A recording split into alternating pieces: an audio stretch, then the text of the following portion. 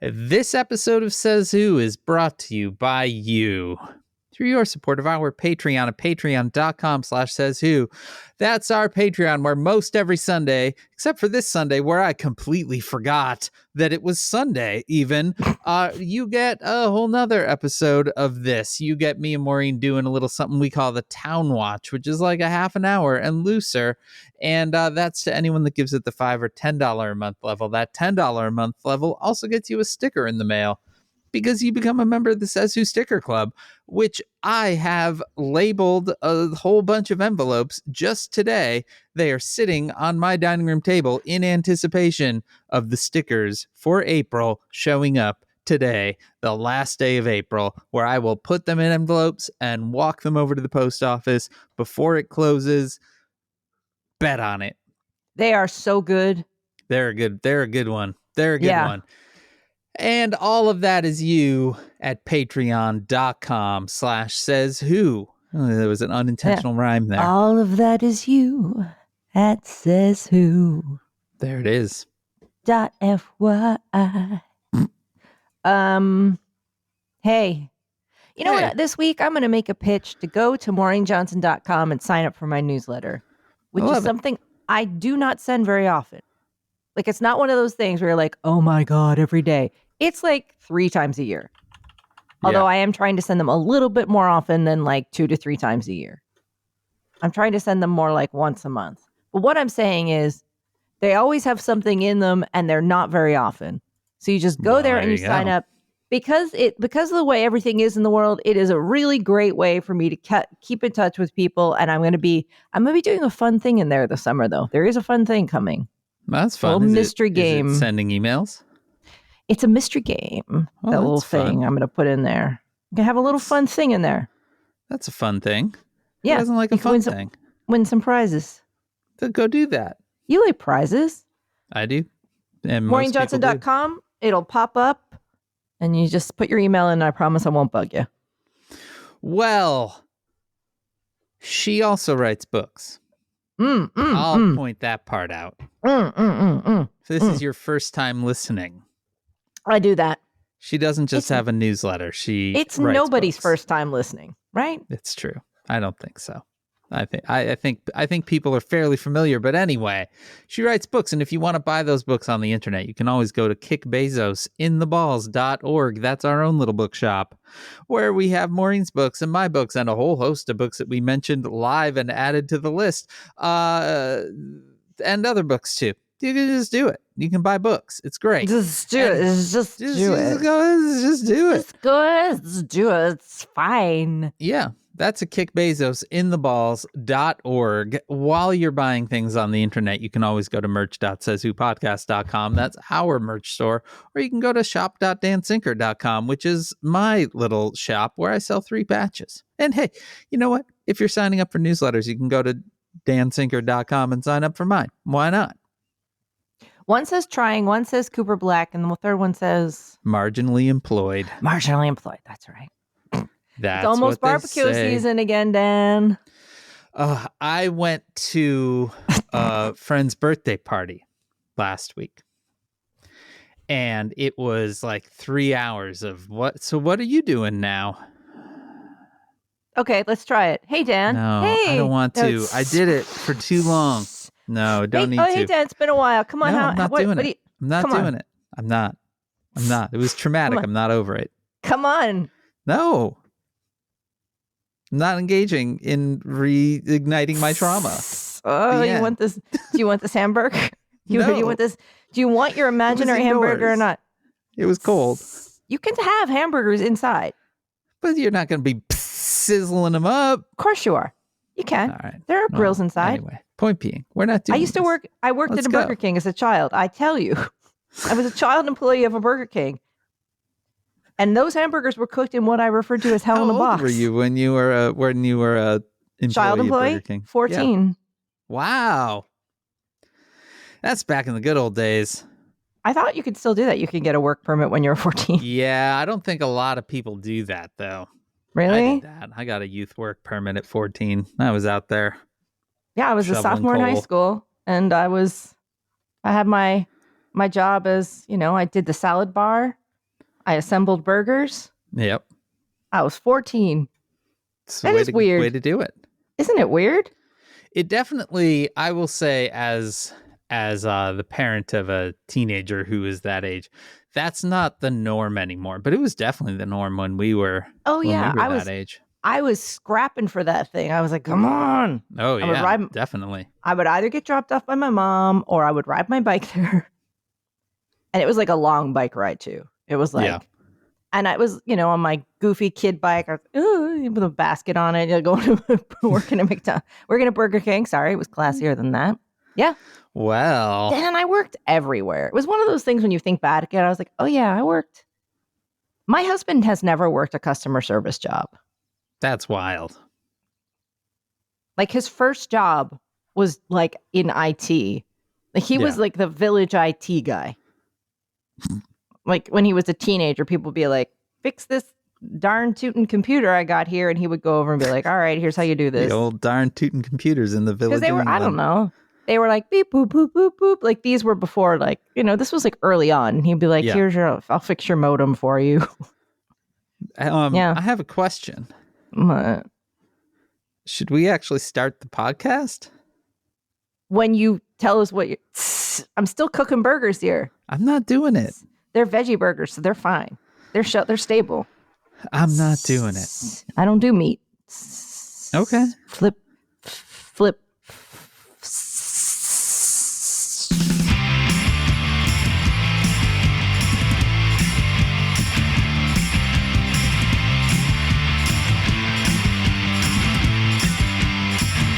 People are just going to be listening to this for an hour. Oh, okay.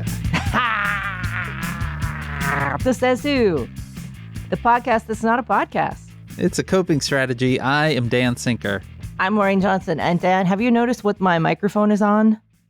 Well, I was going to ask you a number of things. The first is to note that by the tchotchkes balanced on the windowsill behind you, I see once again that you are at your familial home. I sure am. But yeah, so Maureen's microphone, which is I was gonna guess, but you're ruining the surprise. Yep. Maureen's microphone is, first of all, is a circle, and then that circle is encased in a fuzzy big fluff puff ball in order to cut down on the plosives. It sort of looks like a little weird hamster or something. It looks like a tribble from... Or a chinchilla, maybe. Exactly like a tribble from the Star Trek episode. So, anyway, it is balanced because you did not bring a microphone stand. Right. And there is nothing to hold on to with this mic. It is literally a little sphere. It is balanced on... I was going to guess, but then you scroll down to show me. It appears to be a bottle of fabric softener or perhaps just laundry detergent generally. It's just detergent. It's a bottle of Tide. Yeah, that's nice. Well, 30 seconds before we recorded, I was like, what is close by? And I looked in the closet and there was a bottle of Tide and I grabbed it and I was like, that'll do. That'll do. Nicely. Yeah, looks good. It's pretty good, actually. It's right up at your mouth level. You're set. All I will say, you look professional. How's the picture quality? This new computer. It's very clean. It's very sharp. Yeah. So it's got a really good, nice new camera in there. Yeah, and you're not having all the hiccups that you often have when you're... This computer, it is like, it's just already a diamond. I love it. Nice. So you just got there, didn't you? My pickup was at 9 a.m. Okay. I arrived just before 11. I took the dog for a long walk, and I am wearing jeans and a shirt. And I thought, because it was cold this morning when I left New York, I brought my coat. It is 85 degrees now. Oh, wow. It is boiling hot. Like, it is like proper, like, boing summer. You drove down, hit summer. Drove down, hit summer, took her for a long walk, did 2 loads of laundry. And I had been holding in my bag for a while. Yeah. These little flower bombs. So they are little seed bombs of wildflowers that attract butterflies, ladybugs, bees.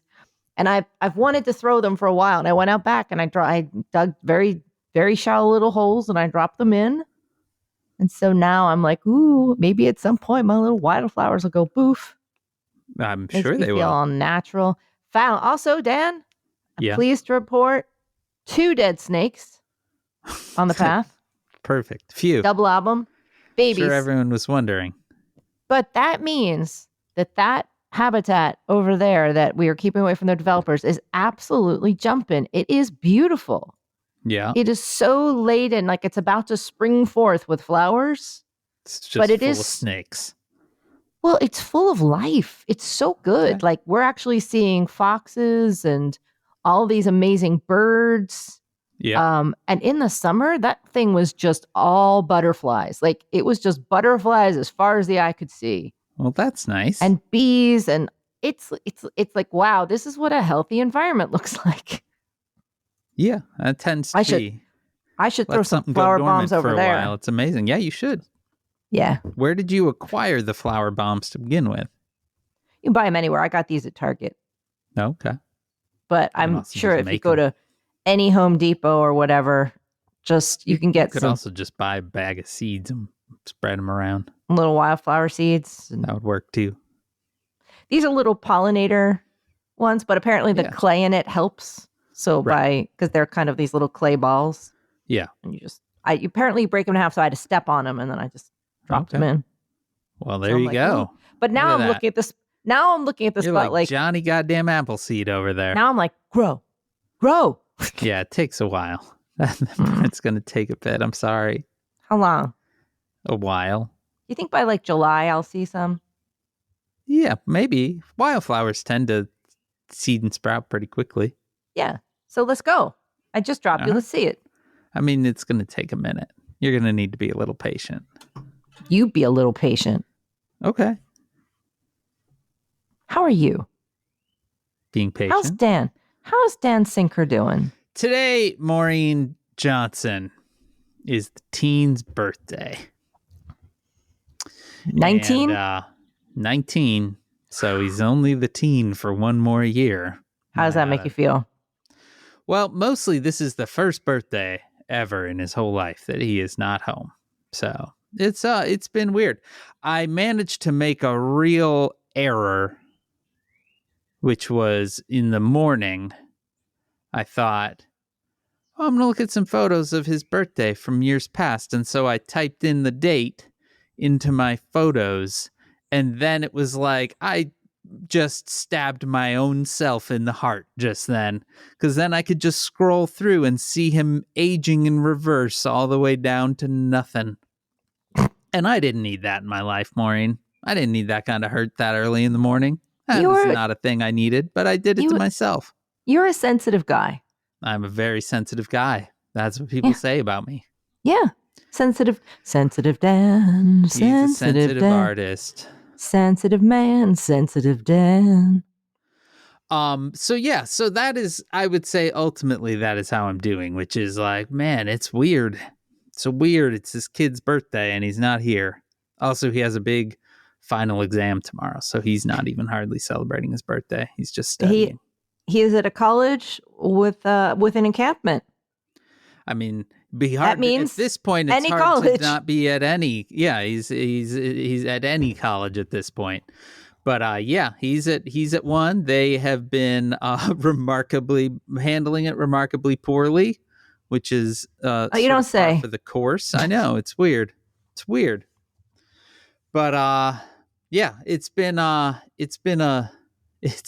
emotional period of time, I would say, over at our house. That's how we are. How are you, Maureen?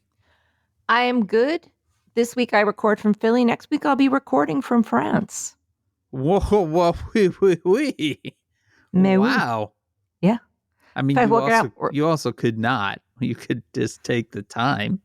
Well, I'm going to be working. I will have just arrived. Okay. How long am I there? Let's see. I fly to London on Sunday. And then I'm staying the night in Heathrow. That sounds great. And then on Monday, I take a flight to France. Mm-hmm. And then I'll be going to the house where I'll be working. And because we have just decided to board the dog because of everything that's going on, and Oscar has to go to Sweden, and there's a little part of me that's thinking about diverting and flying to Sweden. Yeah. And staying in his hotel room for him with 1 or 2 days, because it's like free Sweden trip, because I've never seen Stockholm. Dude, Stockholm is the best. So I'm sort of like, maybe I should just go. Like, I'll be pretty close. Do it. Why not? Okay. Just do it? Just do it. All right. Stockholm's great. Then I would have to fly back to London to get my flight home. Okay. That's like 20 minutes or what. Like, it's not a hard flight. It's you know, there's a lot. 20 minutes, but it's easy. There's just, it would be a lot of faff though. So, because then when I get back, I'll be back in Philly again for a couple of days. That's fine. I don't know. We'll see. You should go. Stockholm is great. His company is Swedish, so he goes a lot. Yeah. So, you know, he goes so often that I've never gone with him. Go to that. I think there's an ABBA museum. That obvious. He once stayed in the ABBA hotel. Yeah, there you go. There's a hotel. There's oh man, I like Stockholm. Been there a couple times. Seems cool. It's super cool. It's really nice. There's a giant old boat in a museum they built. They pulled it up from the water and built a museum around it and keep it wet and shit. It's cool. Well, there's going to be industrial action at Heathrow, so there is every chance that I will not be able to fly to England and might as well fly to Stockholm because what do you mean industrial action? Strike. Oh, there you go. So flights in and out of England may also just be difficult. Oh. Well, then, yeah, just go to Stockholm. This feels very vagabond. It's fine. Why is it fine? Loose and fancy free for once. No. You can do it. I believe in you. Is this any time to be footloose and fancy free? I mean, no better time than the present, Maureen. Who knows what the future holds? Do it What now. do you mean, Dan? But Dan, whatever do you mean? I just mean that, you know, we're in the shit, Maureen. I don't know if you noticed. So grab that flight to Stockholm while you can. In April, we officially entered the chute. Yeah, we are in the chute. We're in the shit chute. Shall we talk about that, Dan? Sure. Why not? Flip, I still have your burger. I don't want to talk about that. Then you got to talk about something else then. Okay. I think maybe we should start talking about the encampments. Mm-hmm. Shit continues to go down at college campuses across the country as students set up encampments to protest the genocide going on in Gaza, and administrators continue to send in cops to beat on their own students. Smart, good stuff. It's good to see that nobody's learned fucking anything in the last week and a half that it's been going on. You had it start at Columbia University. You had it immediately crop up all over the place. Everyone started calling the cops on their own goddamn students. Harrowing scenes all over because cops are the worst. Columbia University, where it all started, is now seeing students taking over a building on campus. Hamilton Hall. Yeah, this is your alma mater. Have you spent time there? Hamilton, Hamilton Hall is on the main green. Yeah. It's opposite a building where I spent all my time, which was called Dodge. And Dodge is right on 116th and Broadway. So as one of the gates of campus basically is attached to Dodge. Yeah. So all those shots of people like on the street with the gateway, that building to the left there, that's where I spent all my time. Hamilton is just across the way. And Hamilton has a history of being occupied. This is not Hamilton's first rodeo. No. It's, at this point, maybe sort of Hamilton's job is to be occupied. I seem to remember only going to Hamilton for, it was like where student loan offices were, I believe. Okay. If I'm thinking of the right building, I'm pretty sure I am, unless Hamilton was over there. Hamilton's over there, here or here. I think, though, Hamilton is where all the student loan offices are and other administrative buildings. So I think I'm thinking of the right building. But no matter of the two buildings I am thinking of, they are right on the main green. Yeah. So, and it has been occupied in 68, I believe 86 and 90, because there were anti-apartheid Yeah. protests. Yeah. And there was an anti-Vietnam, but where the protests in 68 also had to do with Morningside Park. Okay. And Columbia's expansion in certain areas. Got it. So Columbia has a long and storied and proud history of occupying Hamilton Hall. Yeah. Hamilton In Hall, fact, I do not... It was 56 years ago on this exact day that the 68 occupation took place. Yeah. It has happened before. Yep. I sort of believe the building's pretty much fine with it. I think the campus has been closed off. Yeah, it has. Because I actually was thinking I needed to do some library research, and that is one of the libraries I have access. Like I have access to. Okay. That is where I go when I need to read the Journal of Forensic Pathology. Okay, sure. Yeah, as one does. For murder mystery research, I go there to read certain. Also, just I'm into it. I've had to read many things about how people have died in vats, things like that. Oh, that's nice. But because they have certain journals, I would have to go there to get access to the journals. They have vat death quarterly on Leo, the library system. It's a great archive and great library. They had this amazing thing where that you could put in requests to the research librarians for your thesis, and then you would show up and they would have a whole table of materials laid out for you. It was like magic. I love libraries. I love them so much. So the research librarians at Columbia are amazing at helping in research, and the archivists are incredible, but I can't go because the campus is locked off. And that's not the main story. That's just me telling you a little fact about my unable to go to Butler Library. The White House, which has been surprisingly silent about all of this, is handling it well in saying, let's not overreact. People have the right to free speech. That's not really what they're saying. No. Let them sit on tents on the green because no, it's not hurting anyone. Oh, look, they said the takeover of the building was, quote, absolutely the wrong approach, and that it was, quote, not an example of peaceful protest.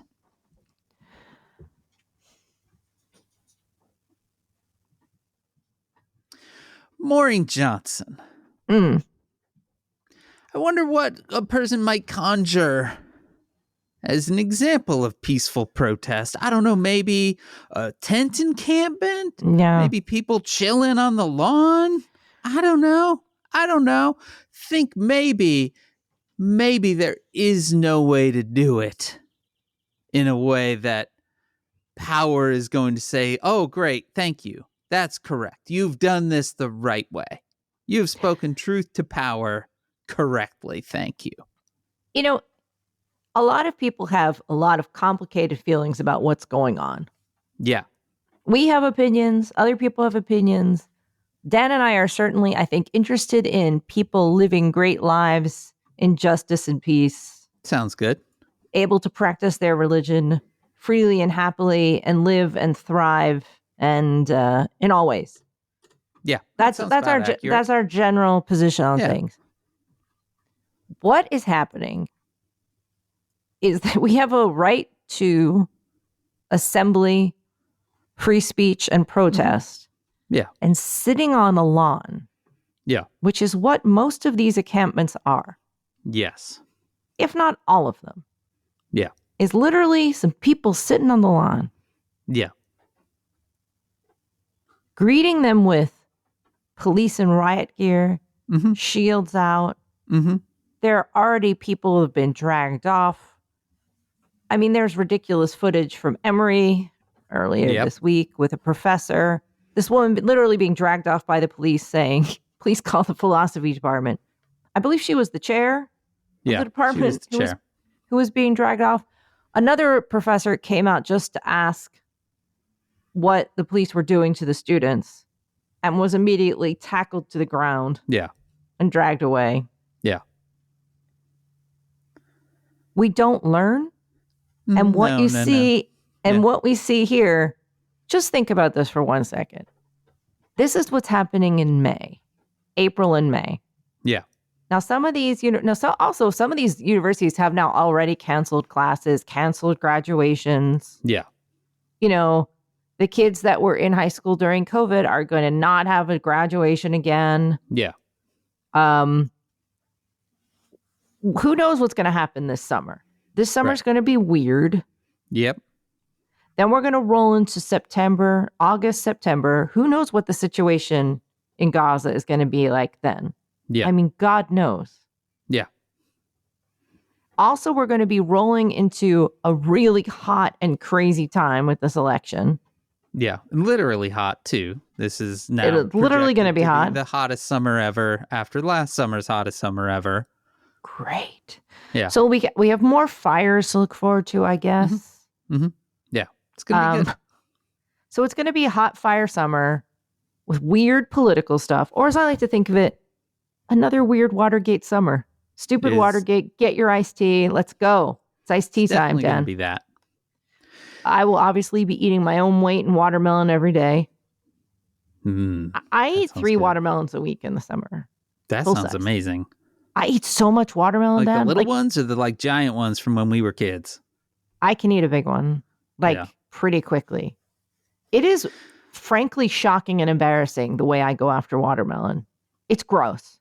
No, it's good. I love it. One of the best things. Dan, I eat it 7 times a day. Every time I open the fridge, I'm like, why don't we have a little bit of that watermelon there? And then pretty soon I look in the containers, which I'm really good at slicing my watermelon into these perfect fish stick size, rectangles. Oh, nice. So I can pick them up and be like, anyway, Dan. Bugs Bunny and a carrot. But we're going to be rolling back. Campuses are going to be reopening.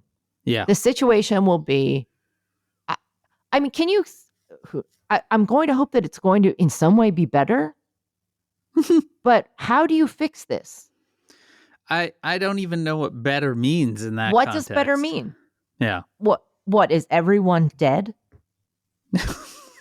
No, Dan, seriously, how do you fix this? How do you fix it when you've killed so many people? Yeah. Yeah. And they don't have anywhere to live. And there's no food. Mm-hmm. On that tip, World Central Kitchen has set back up in Gaza after God bless them. A whole host of their volunteers have been killed. So there is still attempts to bring food to people that don't have it. But Maureen, I wanted to just share sort of a counter example of the encampments, which is just down the street from where I am, just a short jump, is Northwestern University, who also last week had an encampment startup. And you might not have heard a lot about it. And that's because they kind of just let it go. They kind of just let the encampment be a thing, right? Mm-hmm. It was on a big lawn that is not kind of off from the beaten path the way some of these encampments are. This was right on a public road, so in addition to there being, I don't even know how many by the end of it, probably by this past weekend, 100 tents and people lining the street, cars driving by honking, a whole thing. They had campus security just kind of parked in one corner. And they let it happen. We went by a couple of times with our kid, it was like the chillest thing ever. We were on the fence side and a guy walked up and he was all, "Hey, we're serving food if you want to come in. We have, Middle Eastern food, we have Mexican food, we have all kinds, there's plenty if you want to get in line, come on." And which we had already eaten, but yeah, they had a stage, a makeshift stage, and they had invited student performance groups to come and do dances and shit. It was really wonderful. And it seems like any place could have done that. Any place could have chosen to just kind of let it happen. Occasionally there were moments and that there was, some graffiti and there were some altercations with counter protesters and things like that, but they were de-escalated very quickly. Like, they never rolled cops through. As far as I know, I'm not sure that the anything beyond campus security was ever called. I don't think the town cops were brought in ever.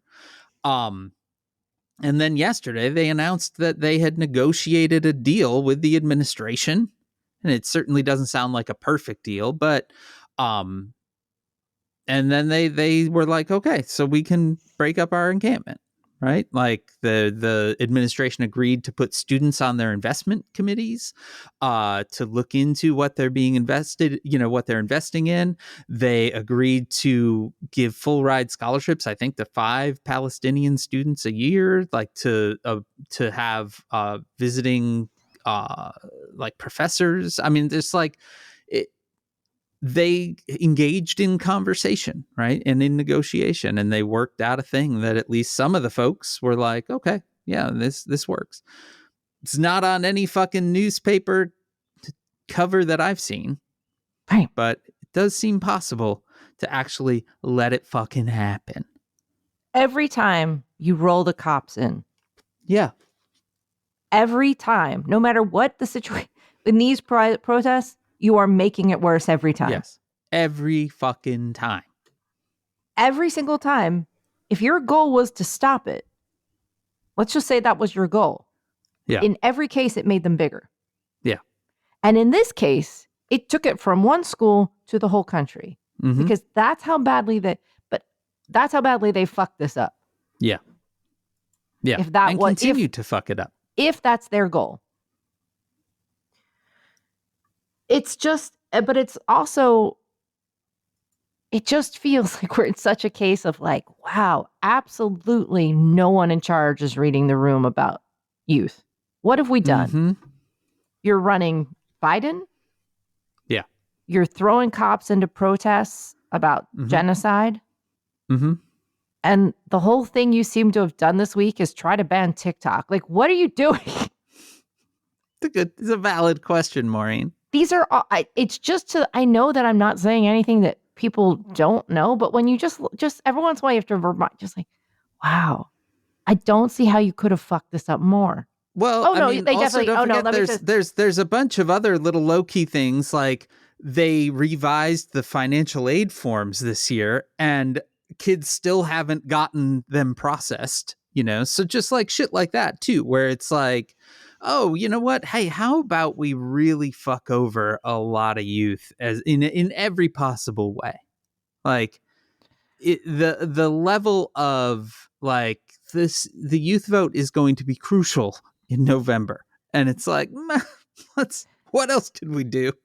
And they're not. And if you imagine this, imagine the Biden campaign is sitting there now, and one of their jobs is to sit there and go like, all right, we have got to activate the youth on campuses, the youth. Mm-hmm. We've got to get them online. We've got to get them influencing. We've got to get them walk around campuses excited about. Nobody is going to do this. Yeah. No one. Yeah. You want your door knockers again? You want your phone bankers again? Yeah. Who the fuck is going to do this? Yep. It is something. The twist of this year is just that it feels like rot. But it also feels like a giant fireball. Yeah. It feels like a tire fire. Yeah, it does. Yes. It's not a good situation, Dan. No, it's definitely not a good situation. It is in fact a really bad situation.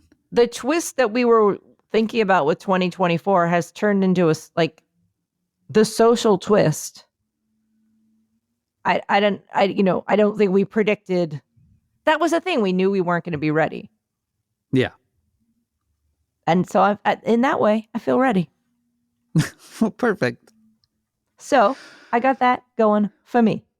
Yeah. Well, and now you're starting to see, in court today or outside court today, Trump, capitalizing on the on the protests and how, we're seeing now sort of the same narrative that Republicans used back in 2020 about cities burning down and shit like that. Like, same deal, college campuses are just run roughshod and all of that. He, decried what was going on at Columbia and all of that while, on a smoke break or whatever from his fucking criminal trial. So you're starting to see the exact same narratives recycled from 2020. Good stuff. How Great is the work. Trial going? How well, is Maureen it? Johnson. Yeah, see?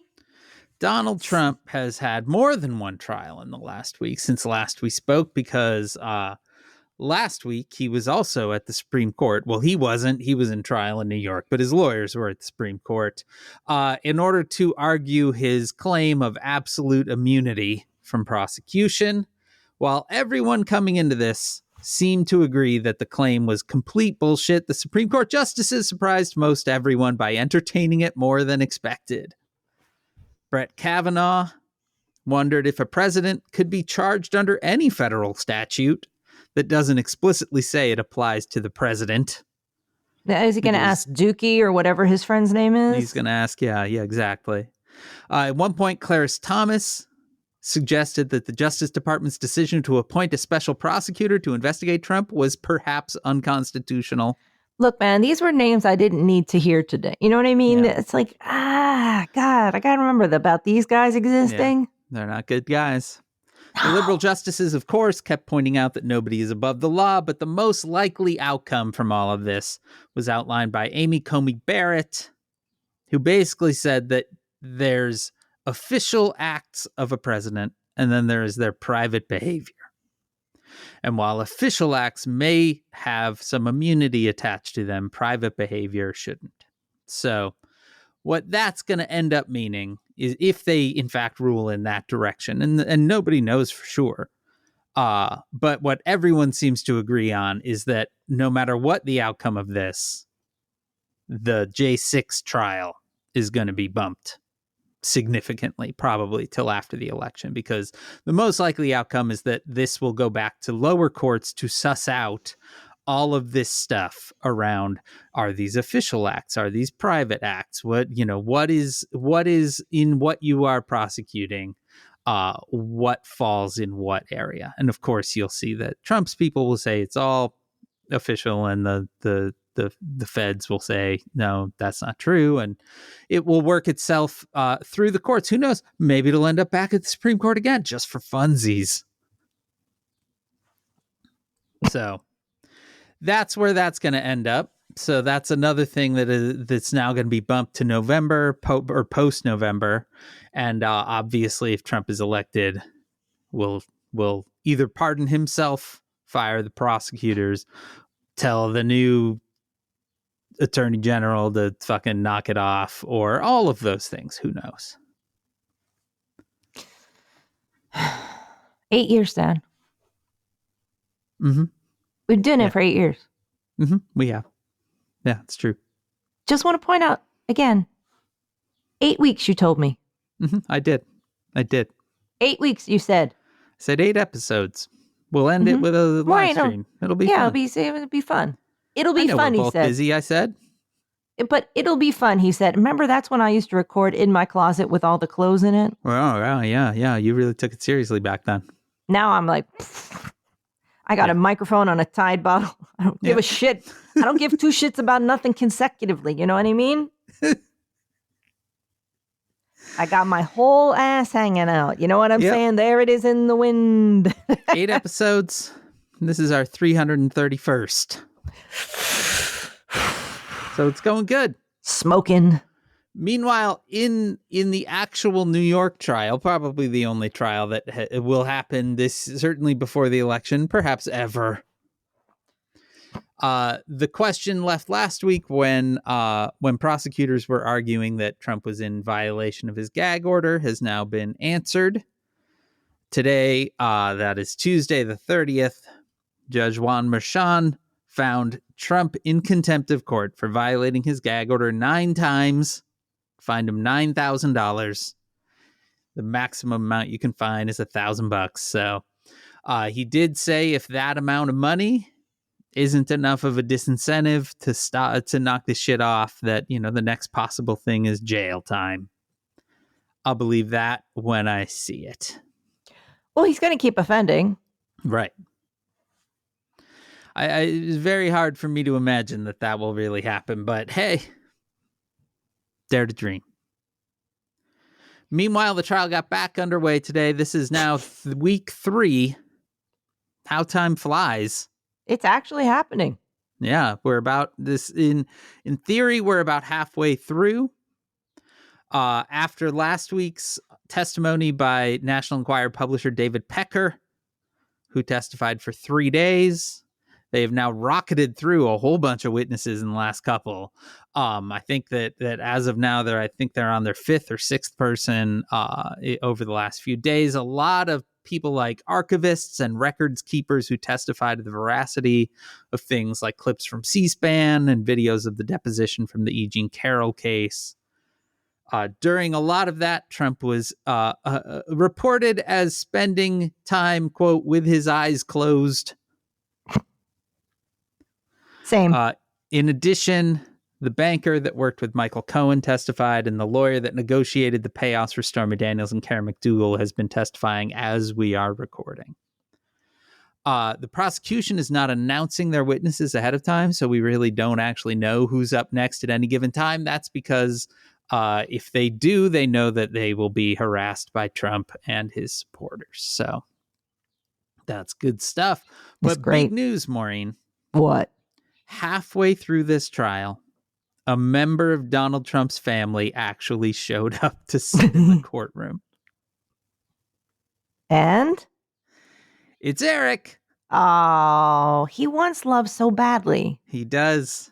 Took him 3 weeks, but he showed up. He just this kid has never had a hug. No.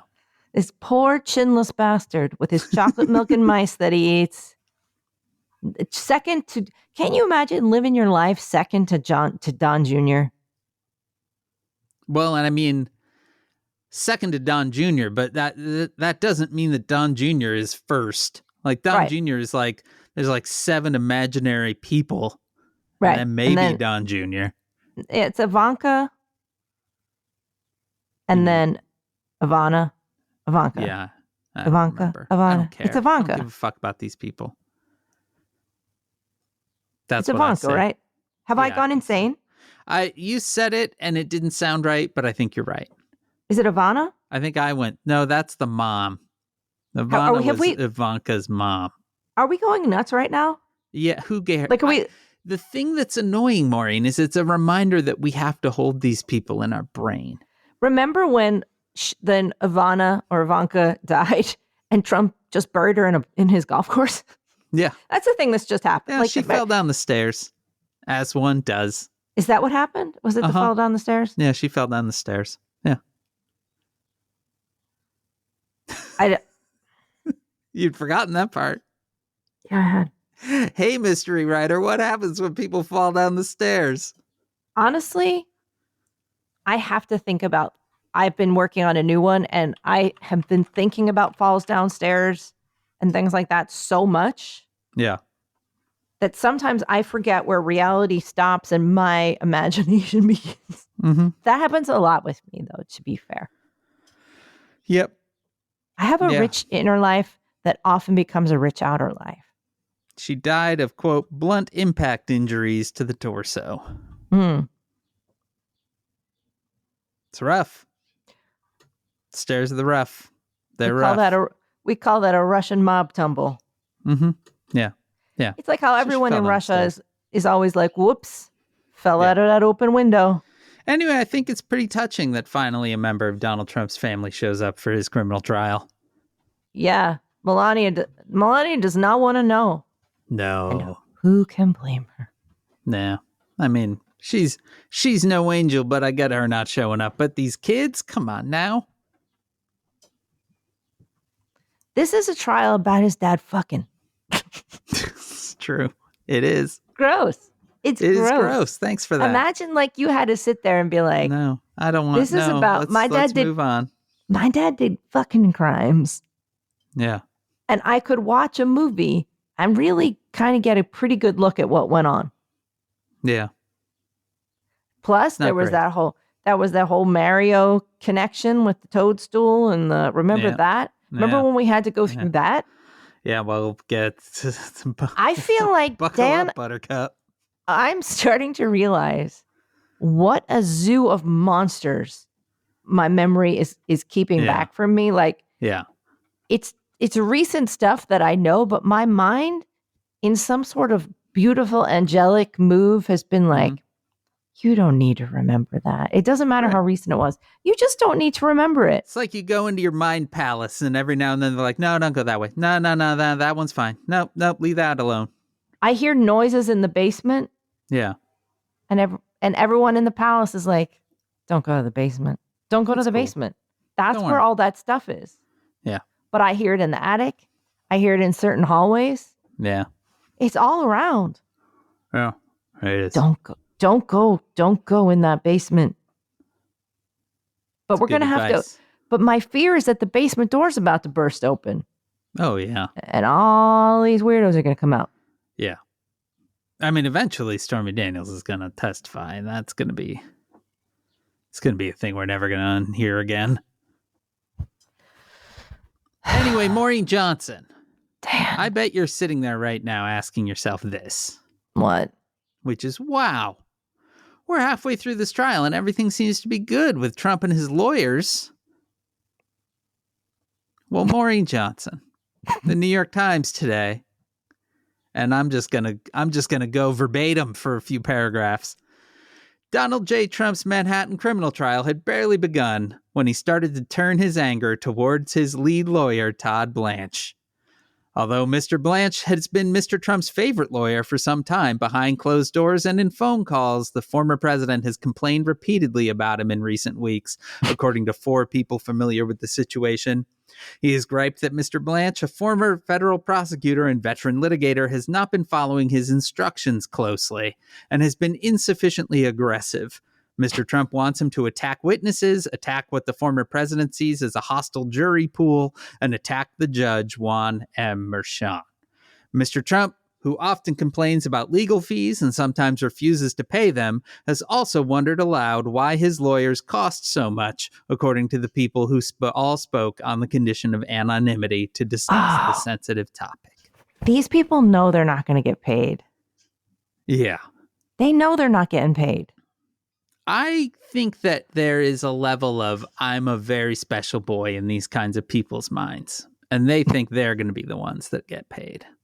I think they don't. I think it eventually dawns on them that they maybe are not that special of a boy, but I think that you go in thinking, well, I'm going to get it. Now, Dan, I'm going to ask you a very spicy question. Okay. I'm going to ask you a series of spicy questions. Oh, well, great.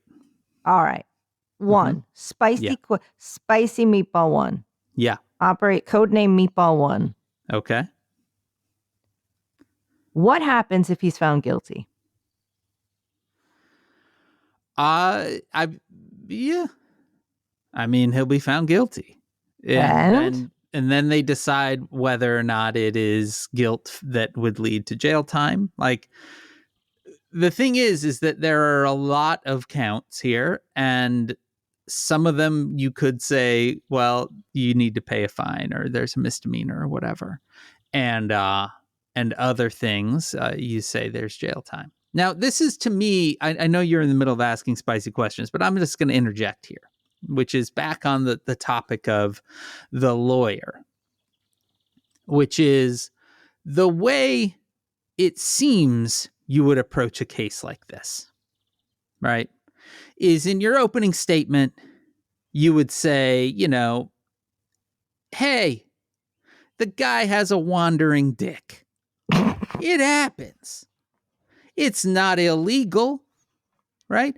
Sure, the guy wanted to make sure that his wife didn't find out.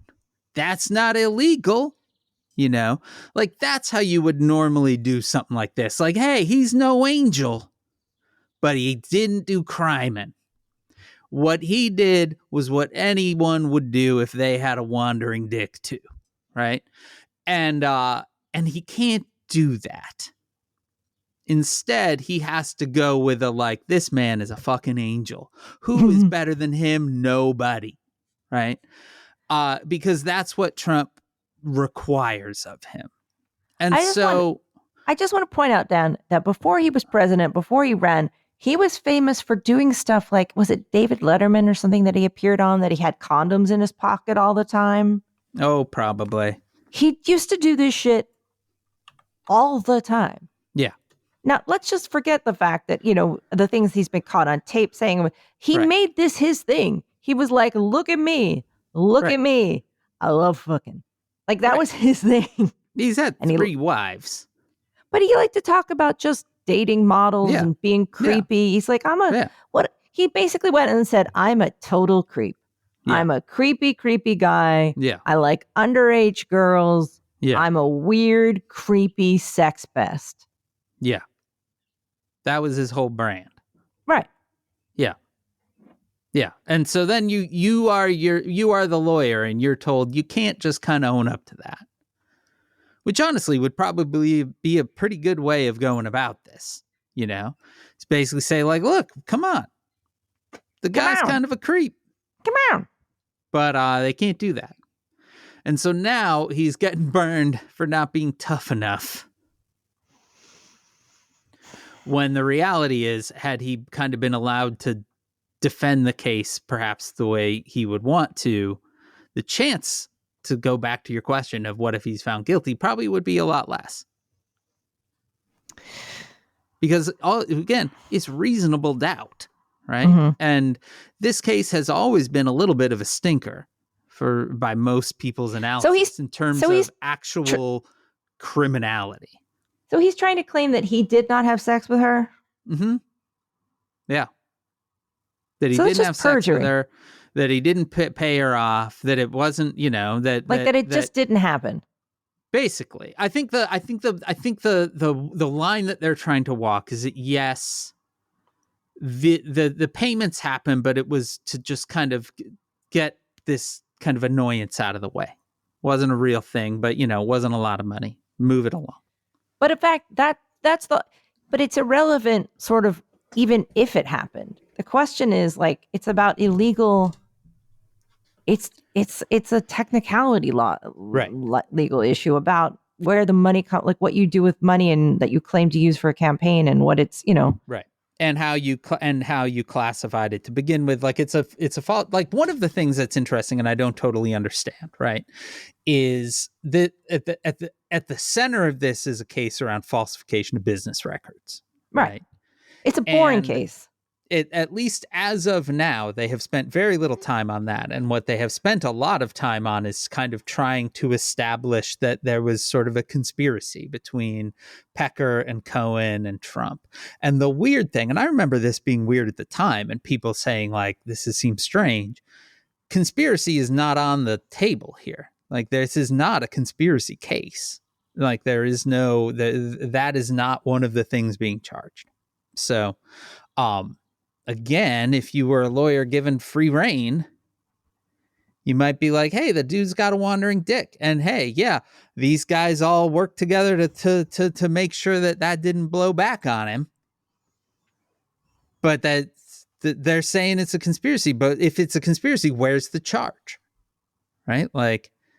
They didn't charge it.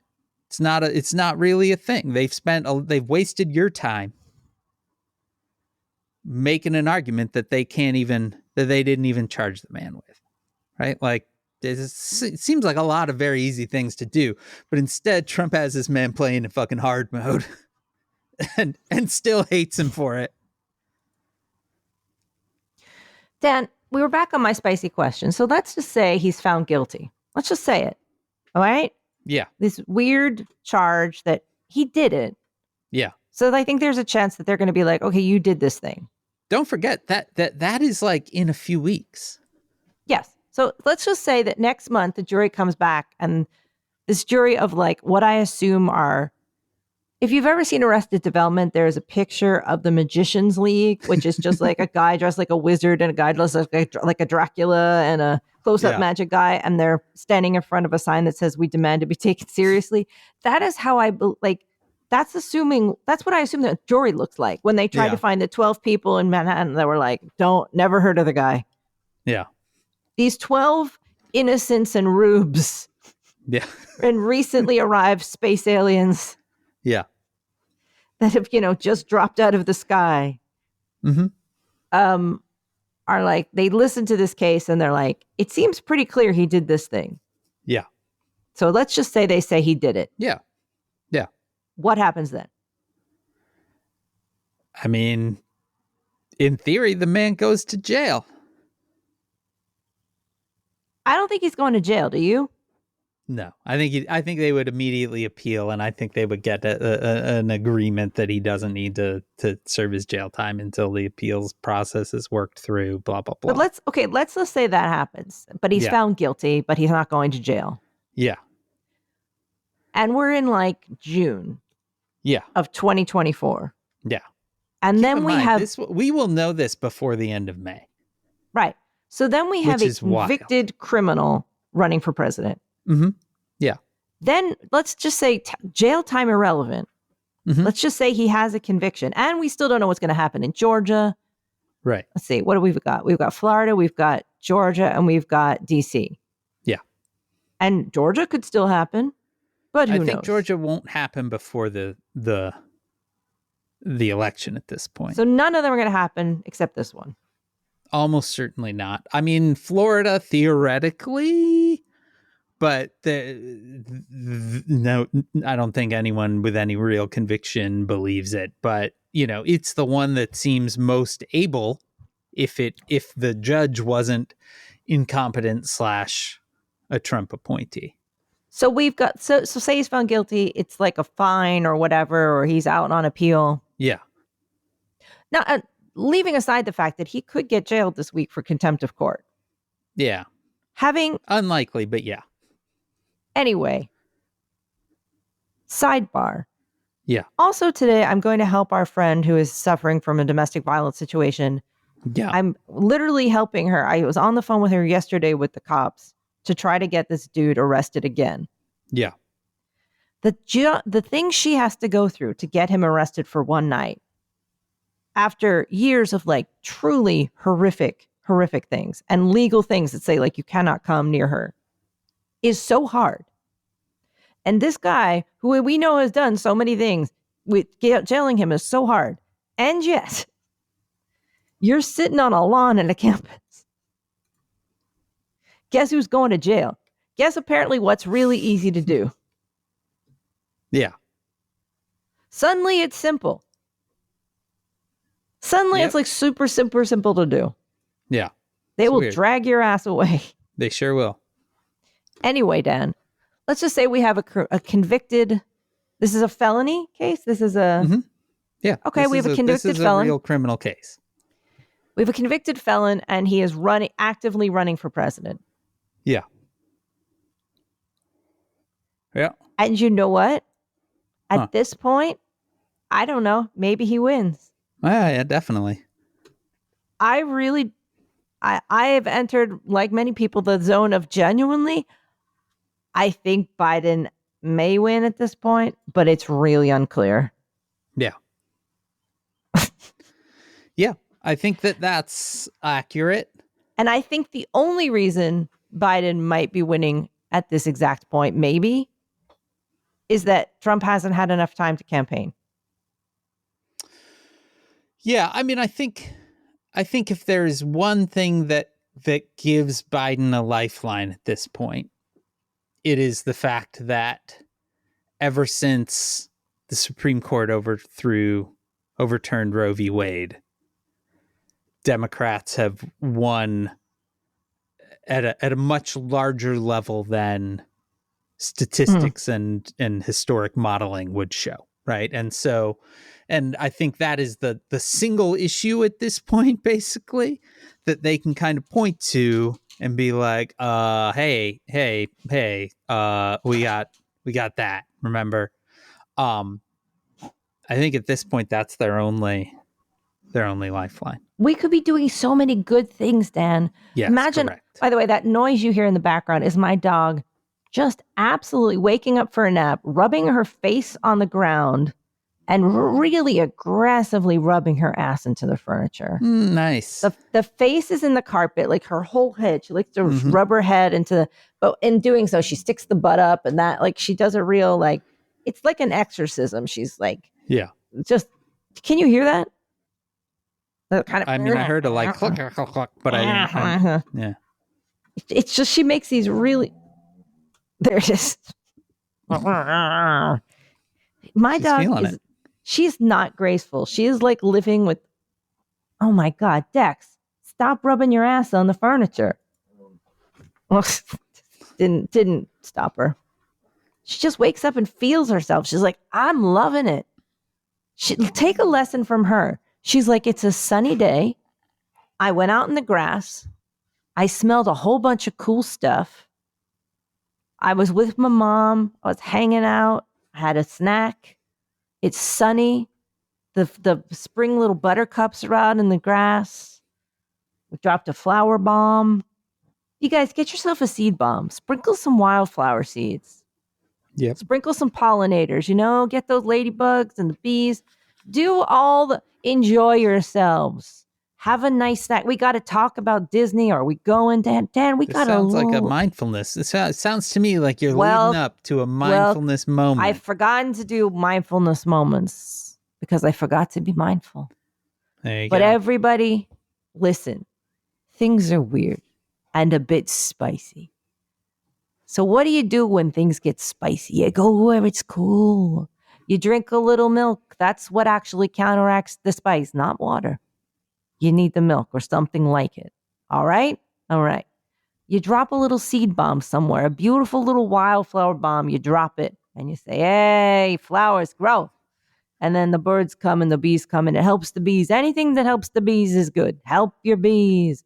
But apparently there's all kinds of, you want the right kind of bees. I don't know. I met this woman who was like really into bees when I was in England. She was like the queen of bees. And now I was like, she knows everything about bees. Just plant some flowers. Have a nice time. And you know what? If your mind palace is making noises in the basement, you don't need to go down there. Cement the basement over. We don't need to look back at that. We're going to get new weird stuff. Maybe it's time we put in a second basement.